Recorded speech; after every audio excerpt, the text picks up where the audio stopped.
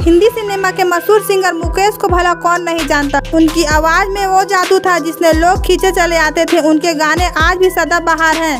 Hindi cinema में उनका अतुल्य योगदान है। उन्होंने अपनी आवाज से लोगों के दिलों पर राज किया। भले ही आज वो हमारे बीच नहीं है, लेकिन अपने गानों के जरिए वो हमेशा हमारे साथ रहेंगे। यूँ तो मुकेश ने अपनी जमाने में सभी लीड एक्टर को अपनी आवाज दी, लेकिन सबसे ज्यादा उन्होंने शो में राज कपूर के लिए गाने गाए। उन्हें राज कपूर की आवाज भी कहा जाने लगा था। उन्होंने इंडस्ट्री में गायिका का शोमैन कहा जाने लगा था। मुकेश ने एक से बढ़कर एक गाने गाए। इनमें से दोस्त दोस्त ना रहा, जीना यहाँ मरना यहाँ, सजन रे झूठ मत बोलो, कहता है जोकर, दुनिया बनाने वाला, आवारा हूँ और मेरा जूता है जापानी सहित अनेक गाने शामिल है।